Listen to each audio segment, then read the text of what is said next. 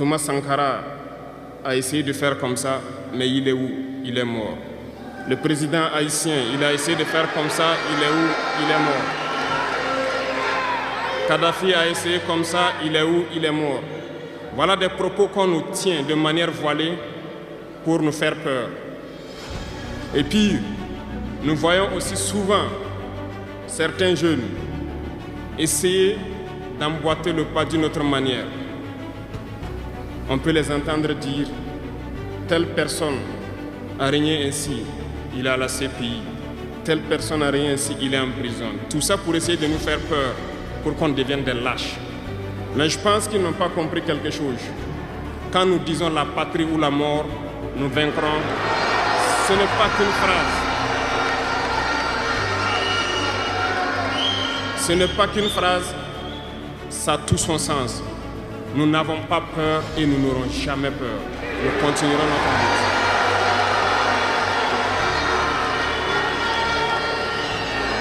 lutte. Ils ont fait peur. Finally, the United Africa Passport, also called the United States of Africa Passport, has been unveiled by President Ibrahim Traoré. In this video, we explore how powerful this passport is. Watch until the end. No one has ever seen a passport like this. It's not just a travel document, it's a symbol of power, a badge of dignity, and a ticket to a new world order. Backed by the gold, diamonds, cobalt, and oil of Africa, the newly launched United Africa Passport, also called the United States of Africa Passport, is now the most talked about document on the planet. From Wall Street to Pyongyang, this passport has shaken diplomatic tables and forced nations to rethink global alliances. And now, it's official. Every country in the world, even North Korea, has accepted the United Africa Passport for visa-free entry. Let that sink in. Even North Korea, a nation known for extreme isolation and rigid visa policies, has opened its gates for Africans carrying this document. And it happened because of one unbelievable meeting between President Ibrahim Traoré and Kim Jong-un. But first, let's understand why this passport is unlike anything the world has ever seen. This is not just about traveling freely. It's about restoring the dignity of Black people everywhere. It's about unity, pride, and opportunity. And above all, it's about Africa finally taking its place on the global stage, not as a begging continent, but as a superpower with borders, currency, and voice. The passport offers something no other document does: visa-free access to all African countries, automatic residency pathways across the continent, free movement for work, education, and trade, and now visa-free access to the rest of the world, including China, Russia, India, Brazil, Indonesia, and shockingly, the United States. But the most unexpected chapter began in North Korea. The meeting between Traoré and Kim Jong-un was supposed to be secret. Instead, it became historic. The world didn't believe it when the news broke. North Korea accepts United Africa Passport for visa-free entry. Many dismissed it as a rumor, a hoax. But then, North Korean state TV broadcast the footage. President Kim Jong-un and Captain Ibrahim Traoré, side by side, standing in front of the North Korean flag, holding a dark green passport embossed with the golden emblem of United States of Africa. The world gasped. The footage showed Kim Jong-un wiping away tears. What could possibly make one of the world's most isolated and feared leaders cry? Here's what really happened. In a high-security hall deep within Pyongyang, Traoré sat face-to-face with Kim. No entourage, no diplomats, just two men, both leaders of nations that have long been underestimated by the West. Traoré opened a brown folder and placed 3 items on the table. A photograph of Congolese children digging cobalt with bare hands. A satellite map of Africa's mineral wealth. The first printed copy of the United Africa Passport. Then, he said, "Our people have bled enough. Our lands have fed the world. Yet we eat last. This passport is not just paper, it's justice." Kim didn't respond immediately. Traoré continued, "You know what it means to be isolated, sanctioned, punished for defending sovereignty. Africa is in that struggle. But unlike the past, we're no longer divided. This passport is backed by Africa's wealth. Gold, Uranium, diamonds, cobalt, oil. We will not beg for entry. We invite the world to recognize our unity. Kim stared at the passport. Then he asked one question. Will Africans respect themselves enough to protect this document? Traoré nodded. This is not a passport for tourists. It is a passport for liberation. Every African who carries it will know the weight of history. That's when Kim broke down. He reportedly whispered, I see now. You are not building a new Africa. You are waking up the world's sleeping giant. And with that, the deal was sealed. North Korea became the first Asian country to sign the Global Visa-Free Accord with the United States of Africa. Other countries, previously hesitant, immediately followed. Indonesia, Vietnam, Pakistan, even Cuba and Venezuela, and silently, even a few EU nations began discreet talks. But the move sparked backlash too. As the news spread that North Korea, Cuba, and several Asian and Latin American countries had officially accepted the United Africa Passport for visa-free travel, something began to shift in international circles. Inside secret meetings at the European Union headquarters and US State Department, diplomats were scrambling. One EU official, caught off mic, was heard saying, "This isn't just a passport, this is a message. They're shutting us out." Though no Western government made public complaints at first, internal memos leaked, accusing President Ibrahim Traoré of building an exclusive, race-based travel system, claiming it went against global inclusivity. And then came the headline, "Is the United Africa Passport racist?" London Herald. It caused outrage across Africa and the Caribbean. Online, Africans from Ghana to Jamaica responded furiously. Where were these same critics when Africans needed visas for every country? Now that we finally have something for us, it's a problem? But Traoré didn't remain silent. Standing in front of the Monument of African Unity in Ouagadougou, he delivered a short but fiery speech, streamed live across 42 countries. With his voice calm but firm, he said, "When Africans were enslaved, no one complained about exclusion. When we were denied visas, rejected at airports, humiliated, no one wrote editorials. Now, because we finally own something for ourselves, we are suddenly a threat?" The crowd roared. This passport is not a weapon, it is a shield. It is protection for the African soul, the African dream. And let me be clear, it is not racist. It is revolutionary. The speech went viral in hours. Over 300 million views across TikTok, YouTube, and Instagram. Even in cities like Paris, Washington, and Berlin, young black communities organized solidarity marches. At the heart of it all was a simple message. We are not begging for entry, we are building our own door. This time, it wasn't just Africa responding. African Americans, Afro-Brazilians, Haitians, Trinidadians, and people across the Caribbean posted videos proudly saying, "I am African. I claim my passport." Even some white and Asian allies stood in support, recognizing that this was more than travel, it was redemption. But the sudden popularity of the passport brought a new crisis. What started as a powerful symbol of African pride was now turning into a logistical nightmare. After President Ibrahim Traoré's viral speech defending the United Africa Passport, the world took notice, and so did the African people. From Atlanta to Accra, from Port-au-Prince to Cape Town, millions lined up virtually and physically to begin their applications. The Burkina Faso immigration servers crashed within hours of opening the portal. Some applicants waited 15 hours online, only for the page to freeze just before submission. In less than 10 days, over 11 million applications had been submitted from more than 62 countries. Families flew in from Jamaica, Barbados, St. Lucia, and Dominica. Thousands of African Americans booked urgent flights to Ouagadougou just to get in line, sleeping outside embassy gates with backpacks and printed documents. "I've never seen anything like it," said a passport officer in Ouagadougou. "There are grandmothers here who sold everything to make this trip." The first United Africa Passport had just been printed days ago. Now, the system was being crushed under its own success. President Traoré had promised that the passport would only go to people who could prove African ancestry or cultural ties to the continent. But many applicants, especially from Caribbean nations and African American communities, did not have official birth records or family documents. Centuries of slavery and displacement had erased their paper trails. To make matters worse, rumors began to spread. False brokers started charging hundreds of dollars for fast-track approvals. Some even forged DNA results. Traoré had to act. On the night of August 28th, Traoré appeared live again.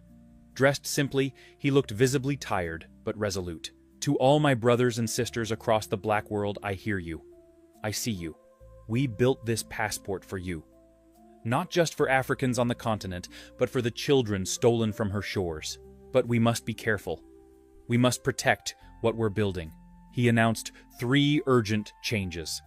Temporary suspension of all new applications for 21 days. DNA verification units to be set up in embassies across 25 cities.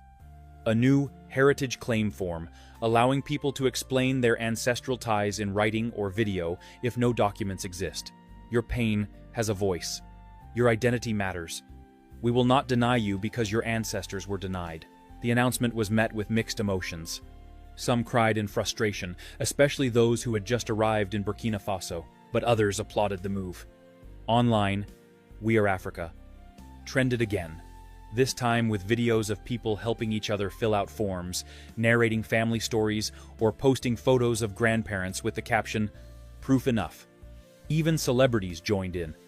Afro-Caribbean singers, African-American activists, and Pan-African leaders encouraged patience. But Traoré wasn't finished. He ended his address with a powerful reminder. This passport is not just a travel document. It is proof that we remember. It is proof that we are one.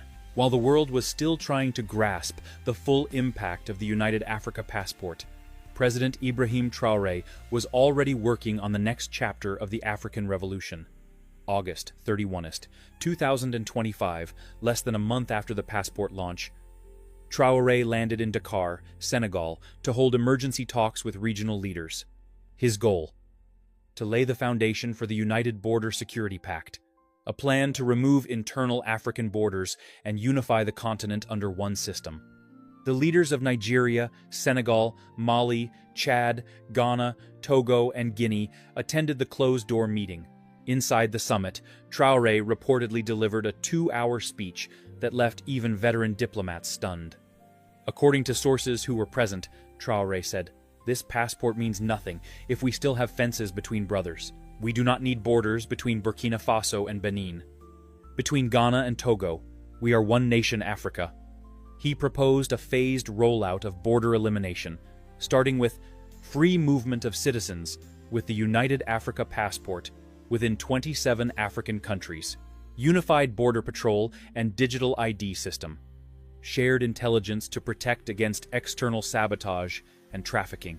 He called it One Border, One Africa. Traoré didn't just talk policy. He spoke from the heart. He reminded the leaders of what Africa had lost, not just land and wealth, but time, trust, and unity. We were once 3,000 tribes. Today we are 54 countries, divided by European rulers who are long dead. We are still paying for borders that were drawn with blood, but no more. He paused, looking directly into the cameras, broadcasting across Africa. We will not raise our children to hate their neighbor because of a border created in Berlin in 1884. Tears flowed in the audience. Even hardened journalists said they had never seen such raw emotion in a presidential address. Meanwhile, in the West, the reactions were growing colder by the day. A British newspaper called the United Africa Passport a diplomatic nightmare. A French analyst claimed, "Traoré is creating a continent we can't control." A leaked U.S. State Department cable said, "The African passport must be monitored. It may inspire similar moves in Latin America or Asia." Most shocking of all, in a closed G7 meeting, an unnamed European leader reportedly asked, "Can we make the African passport conditional? Should we pressure African nations to make it inclusive to avoid accusations of reverse racism?" This sparked outrage online, with millions accusing Western powers of hypocrisy. One viral tweet summed it up. "They took everything from us. Now they want to take even the little unity we build for ourselves." At a press conference in Abuja, Traoré responded boldly, "No, we will not apologize for standing together. No, we will not dilute our vision to make the comfortable feel safer. The African passport is for Africans. We are not excluding the world, we are finally including ourselves. He added, Africa has 60% of the world's arable land. We have the gold, the lithium, the cobalt, the youth, and the sun. If shared fairly, Africa would be the richest country in the world, and now we will protect it. Just when the world thought the United Africa Passport couldn't go any further, President Ibrahim Traoré made an announcement that stunned even his closest allies. On September 15, 2025, during a televised press briefing from Ouagadougou, Traoré stood before a giant screen displaying the logos of over 20 African countries. Behind him was a banner that read, "From the soil to the stars, Africa united."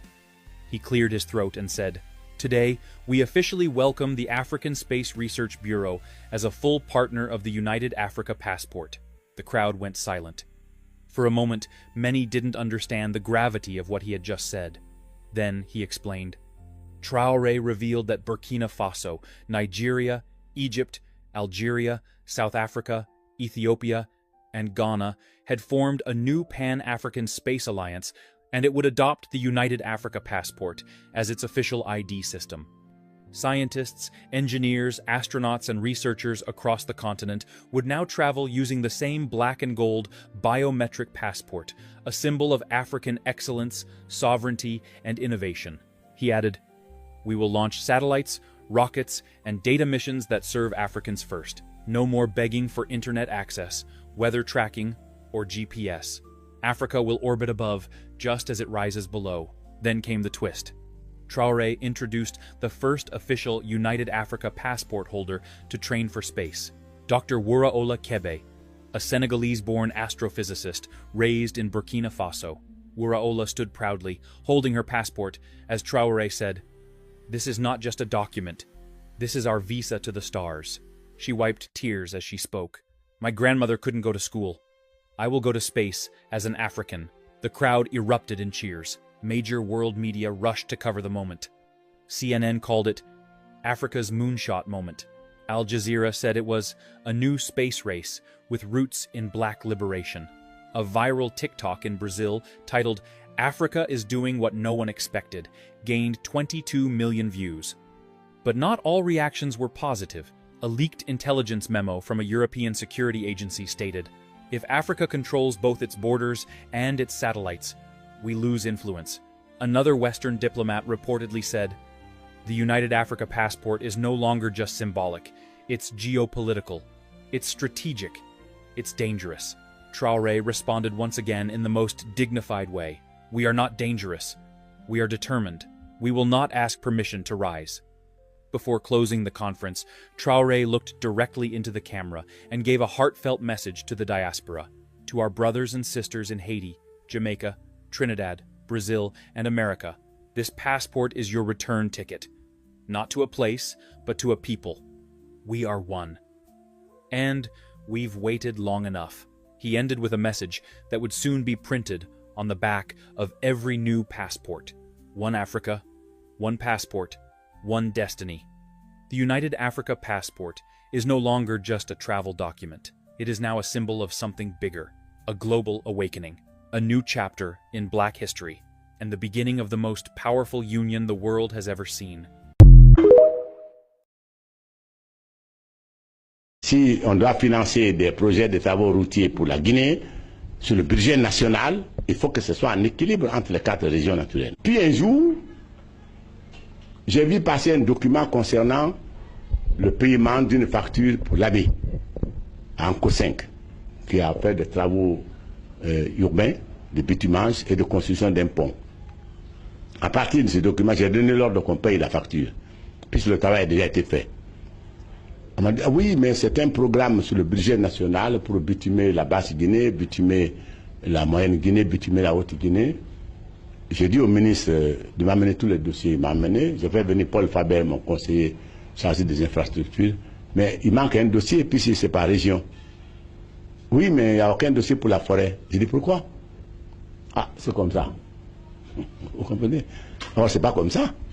Si on doit financer des projets de travaux routiers pour la Guinée, sur le budget national, il faut que ce soit un équilibre entre les 4 régions naturelles. Je vais faire la même chose si le Fouta manquait à l'appel. Si la Haute-Guinée manquait à l'appel, si la Basse-Guinée manquait à l'appel. Un travail d'équilibre entre les régions. Si vous avez 5 à partager, il faut donner 1 à chacun. Là où il y a un besoin plus criard, vous ajoutez le reste. Mais on ne peut pas partager le budget national et oublier ostentatoirement une région. Le CNRD, par sa bonne foi, a démontré et dit clairement dans la charte de la transition que ni le président ni aucun membre du CNRD ne sera candidat à aucune élection. Donc je ne pense pas. Je voudrais ici réitérer mon engagement que ni moi, ni aucun membre du Comité national du Rassemblement pour le développement et des organes de la transition ne sera candidat aux élections à venir. Nous devrons œuvrer ensemble pour poser les bases d'une société réconciliée et engagée pour son développement socio-économique.